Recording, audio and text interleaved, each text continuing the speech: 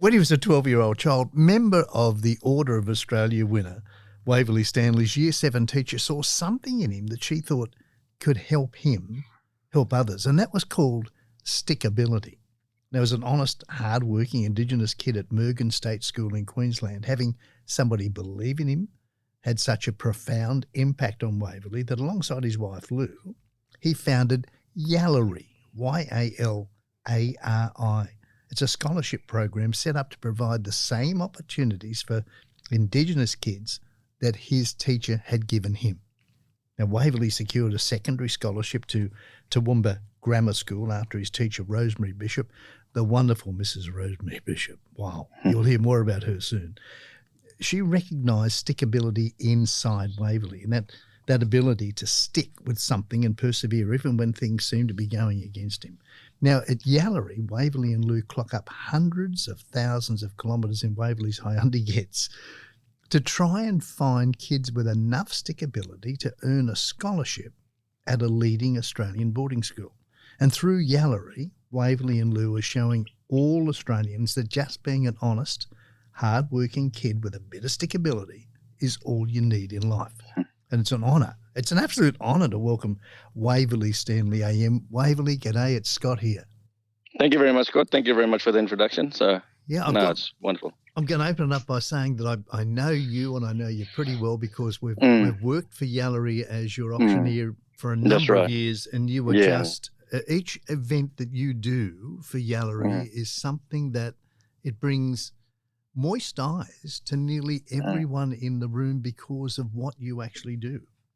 No, thank you very much for that. No, I think, Scott, for all of us, and, we as an organisation are very grateful for yourselves that, believe in an ideal that we as Australians can get together and do something about education for Indigenous children. But, I think it's just about us working together as Australians saying, let's do something significant and working together for the same common goal of educating and empowering children. And that's exactly what you do, because you have so many corporations that also believe in what you're doing and they want to ride that same journey of success with you. And some of the kids that you have taken through on that journey, by golly, they've changed society so much for the better, haven't they?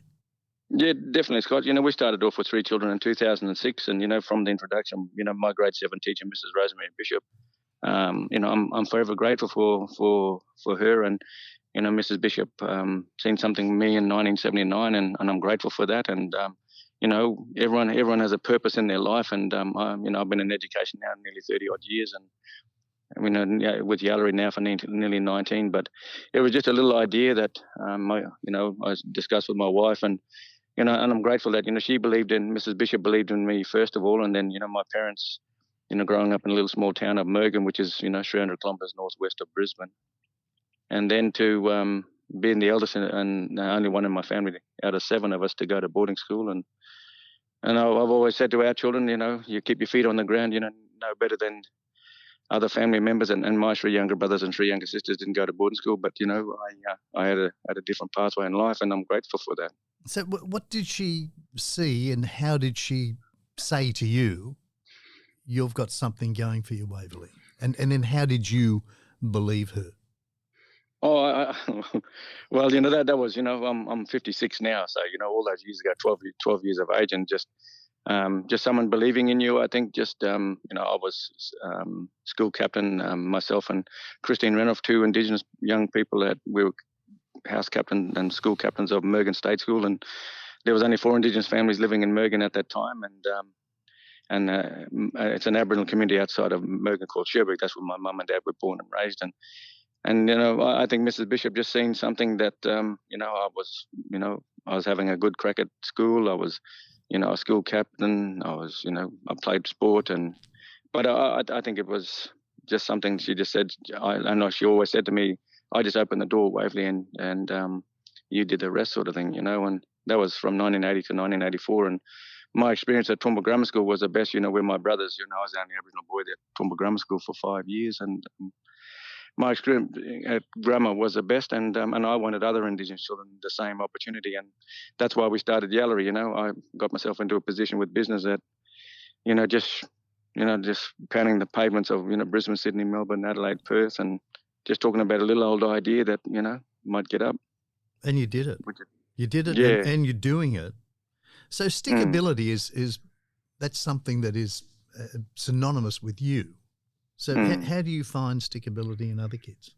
Oh, I think it's just a resilience factor. I think it's just, being real and honest with children. Like we're in the process right now of interviewing children all around Australia, and Lou and I are just about to start driving to Western New South Wales on Sunday, and we'll interview about maybe 12, 15 children through Western New South Wales, and we've been interviewing children where we go to their homes all around Australia and interview them, sitting at their kitchen table, knowing fully well, asking real life questions on how you're going to cope at being away from home, how you're going to cope from sleeping in a bed on your own for the first time in your life maybe, and that's what happened for me. So I think for all these children is we're in partnership with families to empower these children, but I think it's just giving them an opportunity at education that, and in my case, Scott and Barnaby, boarding school was not on the horizon for me when I was at Murgon State School in 1979, until Mrs. Rosemary Bishop just come up with an idea to say, I want your parents to come up and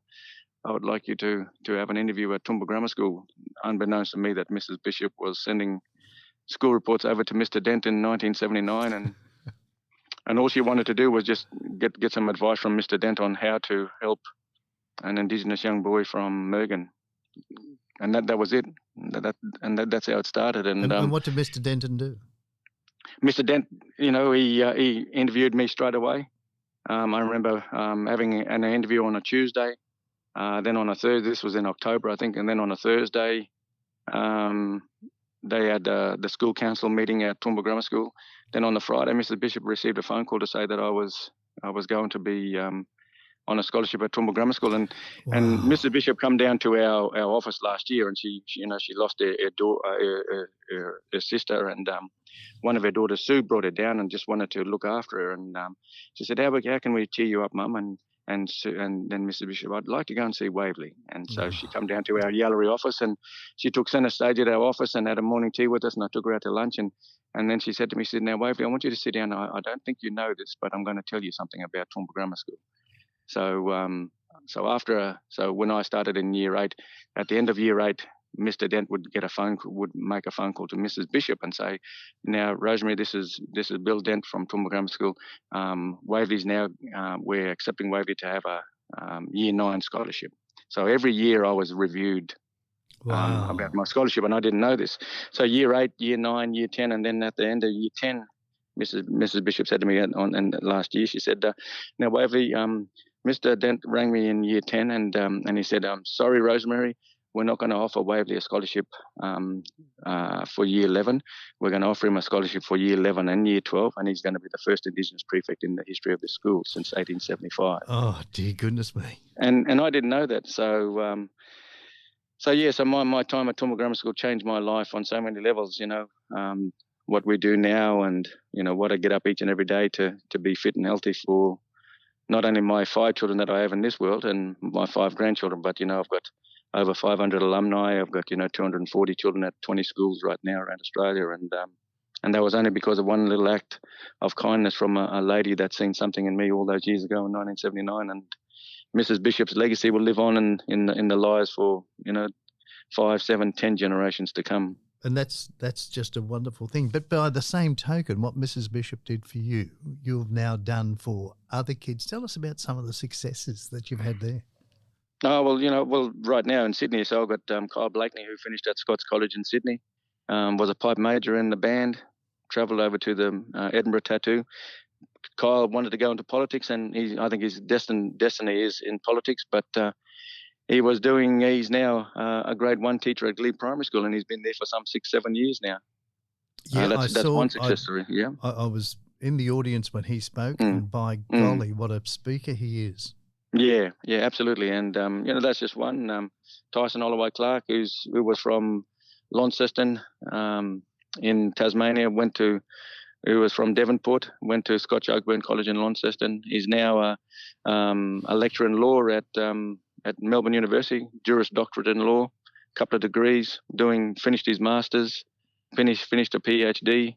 He's now lecturing in law and going to do another course in. So, got that. I've got a young lady, Keely Griffiths, who's from Longreach in Queensland, just going through medicine right now, and to be a doctor.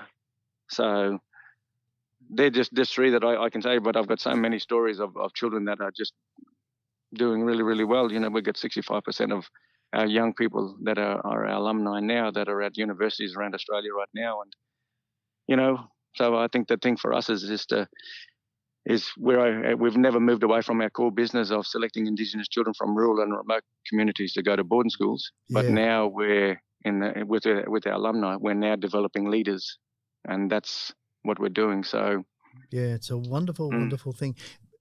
Just give me the website, so because people will want to look up what Yalari is, and then I'll pass you over to Barnaby. But what's the website for Yalari? So the website for Yalari is www.yalari.org. That's our website. Just Yalari.org. And if people go onto that, by golly, you're going to learn so much. But Barnaby's just bursting. He's giving me waves and signals and saying, it's my turn, I want to have a talk. Been terrific catching up with you. I'll pass Thank you so very much for your Barnaby. time, and appreciate your time for us and too. Thank you. You're wonderful. All right, here's Barnaby. Thank you very much. Stanley, welcome. Waverley, thank you, Barnaby. Thank you. You just said that your time at Toowoomba Grammar changed your life. Well, your time at Toowoomba Grammar just changed my life in 15 seconds. Thank you so much for joining. It's an honour speaking to you. Thank you very much. Thank you. Now, I want to ask you about the community that surrounds Yalari. Yalari was completely destroyed by fire in 2012, but the Australian community rallied around and donated every piece of lost furniture and equipment within 2 days. What does that tell you about the Australia we live in today and how the entire community can rally around to help people in need? Yeah, like, Bunny, when that happened in 2012, and I remember saying to my wife, Lou, and I call her Auntie, and I said, Auntie, our family looks after family, and I knew that, we would be looked after. And I just made some phone calls, and on the Monday morning, we were devastated at, on the 20th of August in 2012, and we just made some phone calls, and lo and behold, a lot of people donated. The Gold Coast Titan Centre of Excellence gave us the fourth floor of their building, and that was through a friend of mine, Catherine O'Sullivan, who was a provost chancellor at Bond University at the time, and I just rang Catherine and I said, "Oh, Catherine, we just lost our office. Have you got any contacts or in regards to just trying to help us get an office just to keep running?" And half an hour later, Catherine said, "We've got a place at the Gold Coast Titan Centre of Excellence for you." Oh. And then all of a sudden, a lot of people, from my rugby league days playing at Redcliffe, they donated furniture. They just said, "Wave, just come up, pick whatever furniture you want, no cost at all." Other donated people just, we had our own children, walking the streets of Derby, asking to donate to a fire fund. We had other people that just bought a $80,000-$90,000 server for us just off the bat, just like that. Incredible. And so very generous. And Barnaby, I think for us, it gives Yalari an opportunity where we, as me, as an Indigenous person, and my wife being non-Indigenous, it gives us an opportunity where people can have conversation, and it's a safe landing place for people to be involved in. Knowing fully well, for me personally, as an Indigenous man, I don't care whether you're black, white, brindle, purple, or corrugated. All I want you to be is just to be a true person to yourself, and just don't judge people for the color of their skin, but by the content of their character each and every day. And that's I'm grateful for my brothers at Toowoomba Grammar School. I'm very grateful for my best mate at Murgon, Russell Fram. We've been friends since we were grade 1, and we were 6, and he's still my best mate. I ring him every week. And he's a non-Indigenous man, my brother. And I'm very grateful to be growing up in a little small community of Murgon all those years ago. And my life has changed for the better. And if I died right now, at least I had a good crack at life. And, the legacy of Yalari will continue, because I know my alumni will continue that into the future. Such a beautiful way of looking at the world. Stick around, Waverley. Stick around. So you mentioned your wife, Lou, a couple of times, Auntie Lou. Tell me a bit more about her. How did you guys meet, and which one of you came up with the idea for Yalari? Well, I came up with the idea for Yalari because I went and approached my grandfather on Palm Island. It was really my uncle, but he was a lot older than my mum. He was more like a brother, cultural way. And I couldn't call him uncle, and I just said to grandfather Blokey Wilson, I just asked if he would give me a name for my company, Yalari, which means child in Birrigubba language on my mum's side, and that's how we started Yalari. And then with Auntie, with Lou, I think it was 2004, we were just sitting down at our kitchen table in Southport, and we were just yarning away about business ideas, and we come up with a bunch of ideas of mowing business together, or a mountain bike business, or a tourism business, and then I said, I've always wanted to give other Indigenous children an opportunity like me at boarding school, and then we just said, well, let's start that then, and we just hung on for the ride. And then that 2006, 2007 was our first fundraising dinner in Sydney at Ramsey Hall at Riverview. We didn't have any children at the dinner then. Yep. And we just shared our story over and over and over and over, and a few ideas stuck. To some people, I went at the start. I'd always come back to Lou and say, they're not interested, and I'd get a bit upset, and then I'd started thinking, well, maybe not right now, but maybe in the future. And then I just kept on saying next. So every time I'd share my story, even now, my story now is, it's over 40 years ago now. And now I've changed tack where I'm just introducing the dinners, for instance, and my alumni are sharing their story now about their journey. And so, the legacy of Yalari lives on, and in memory of Mrs. Bishop. And I'm grateful that my wife believed in an idea all those years ago, and we just acted on it. Then just like the Nike ad, you just do it. Very good.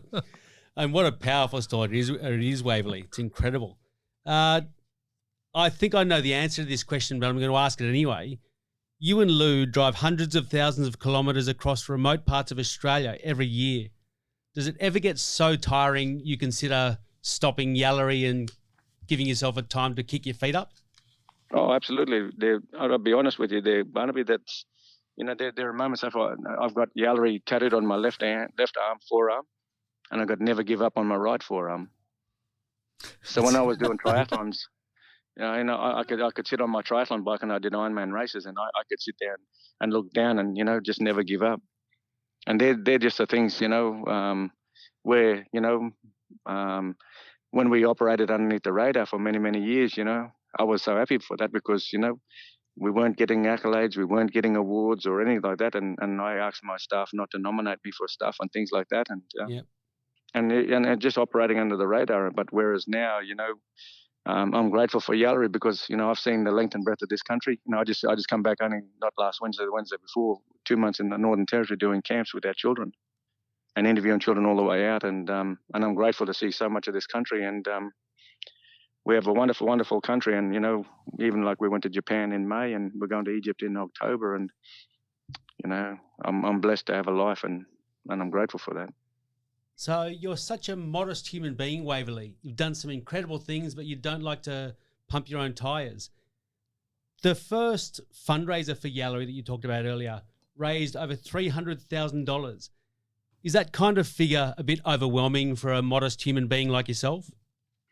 Oh, yeah, it is there, Barnaby. But I think at the end of the day is that, we, in partnership with a lot of people, can see the benefit of what we're trying to do. And it's just, all we've done is just, it's just an idea. And for a lot of our Indigenous families, boarding school may not have been a choice for them at all.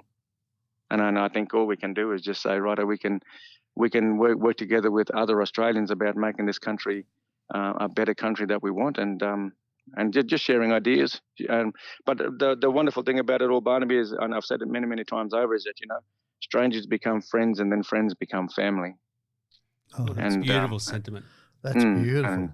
Speaking of friends becoming family, Waverley, I am honoured to have spoken to you. Thank you so much for your time.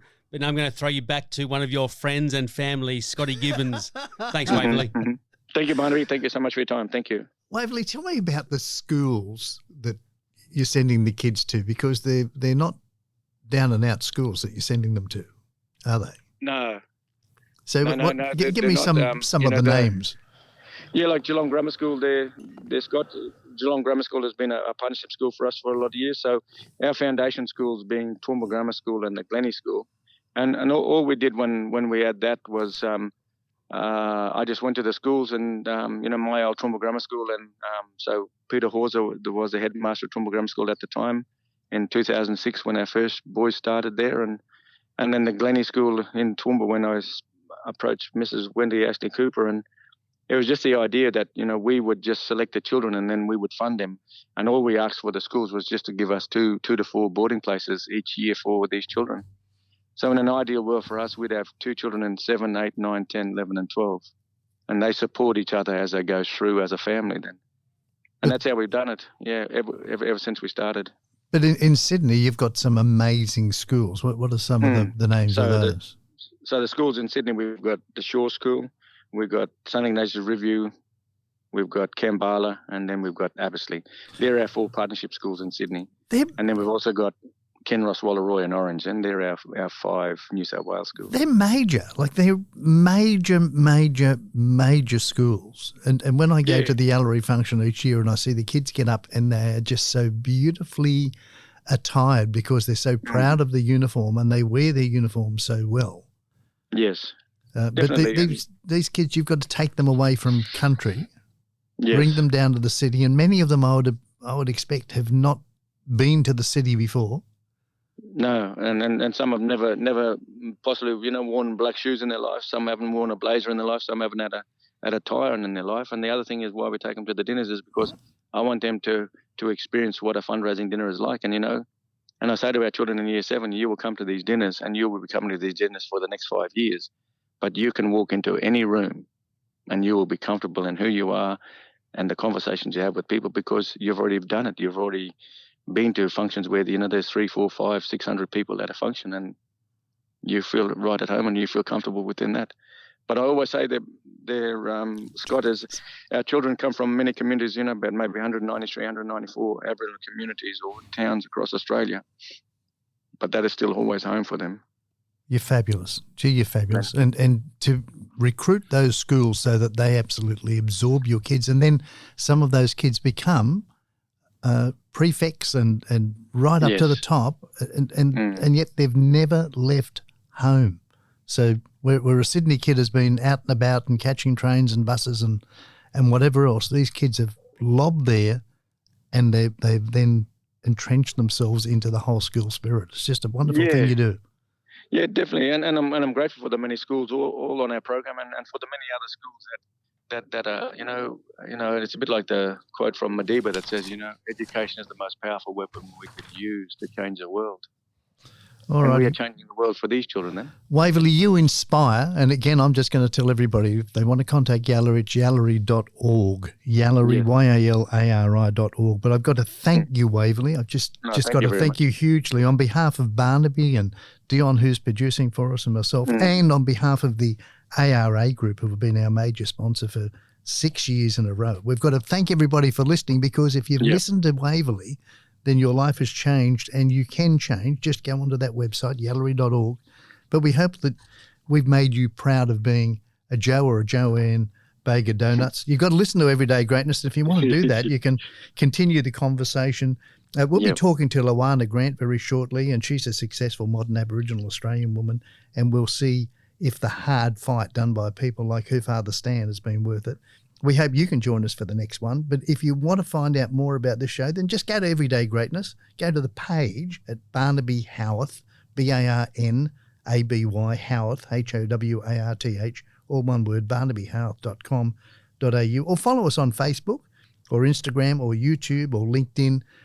Thanks for listening, but thank you, Waverley. You're just a champion of the kids and a champion of Australia. You're fabulous. No, thank you very much. Thank you so much for that, Scott, Barnaby and Dion. Have a great day. Waverley. Proud to talk to Waverley Stanley AM. Thanks, bye. Thank you very much. Bye, thank mate. you. Bye-bye. Bye.